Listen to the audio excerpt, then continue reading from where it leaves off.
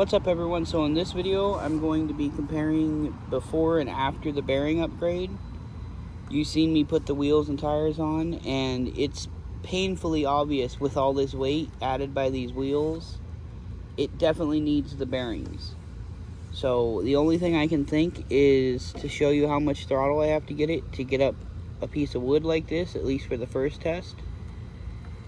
So I'll pull right up to it. We're right against it.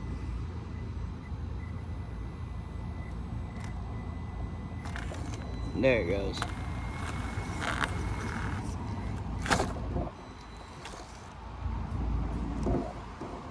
Now I've got one more test. Alright, so for test number 2 here with the bushings, I have it hooked to a tow rope that's hooked to this board it's sitting on. And we'll see how much throttle I gotta give it before it finally breaks traction and spins out.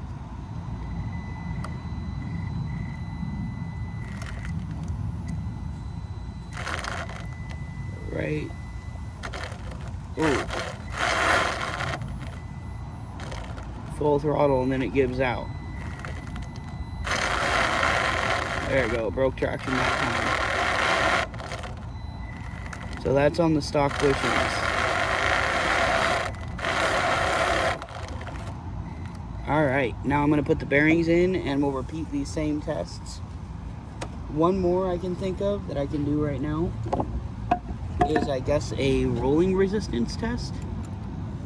So I'm going to turn this off.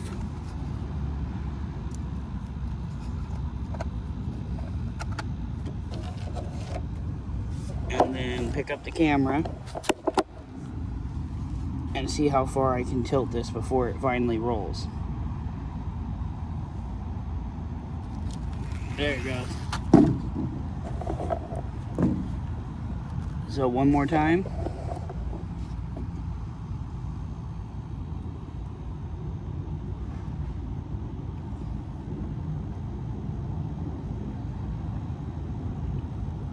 That's pretty steep. There it goes.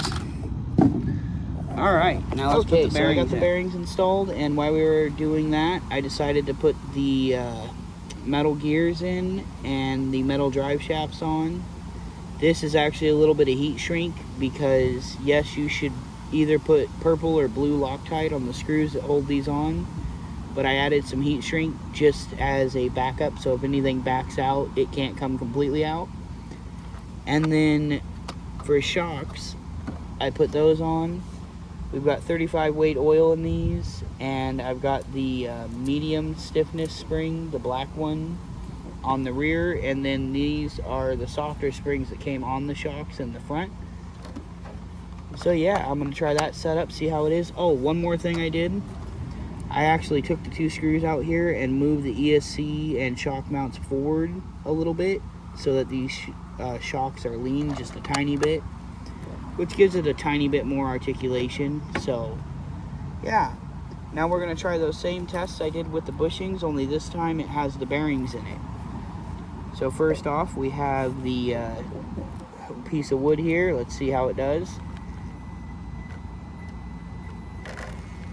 That was much better. It's hard to describe, but on the trigger I can tell it's much better going up that. So next test.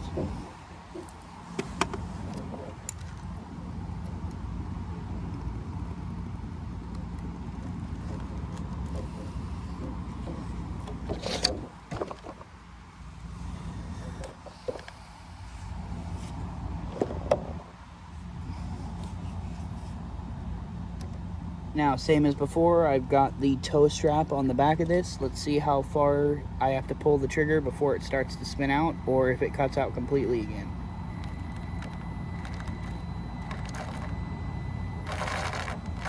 No, that does much better.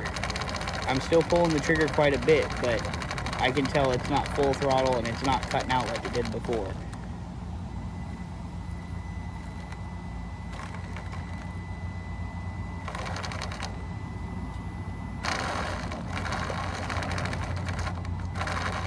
Yes, much better with bearings. Now for the last test, just like before, we're going to lean this and see how it does.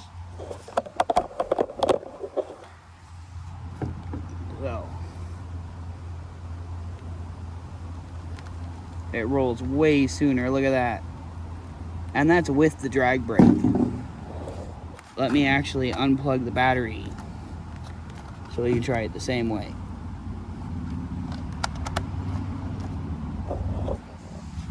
Now let's see.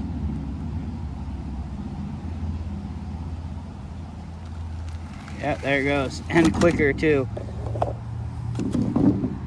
So yeah, the bearings make a big difference. I'm gonna go around on a couple lines here and show you how it does, and that'll be it for this video. As always, be sure to like and subscribe if you haven't yet.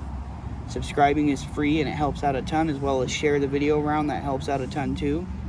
I'll talk to y'all in the next one. Enjoy this. So I was gonna do a run video at the end of this with Jenny, and I come out with her to let her practice a little bit because she doesn't drive them very often, so she's got to kind of get down the steering and everything.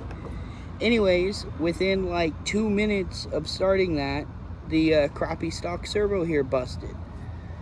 So as soon as you add any sort of weight to this thing at all, you're gonna snap the gears in this. Trxx4m, that's extremely disappointing. You've always used junk servos, but this thing is like on a next level. So yeah, the gears are just completely shot in it. There's no saving this little thing.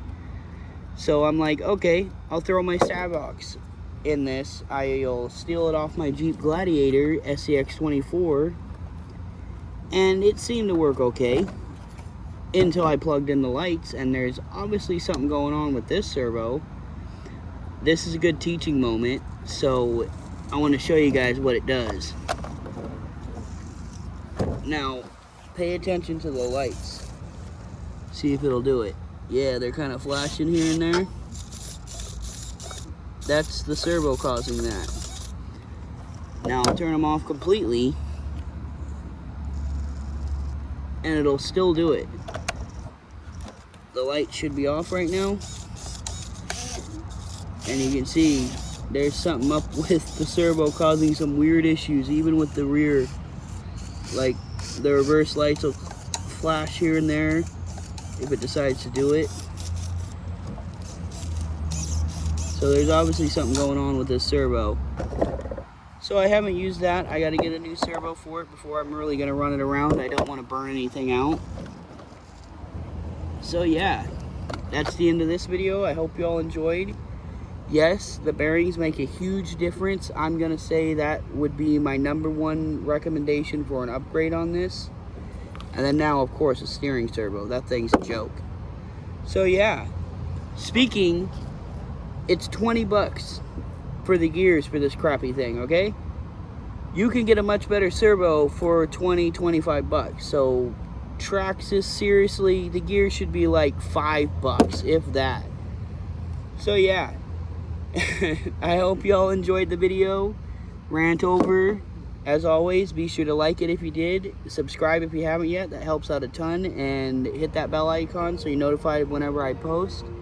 As well as share the video around. That helps out the most. So yeah. TTFN. Talk to y'all in the next one.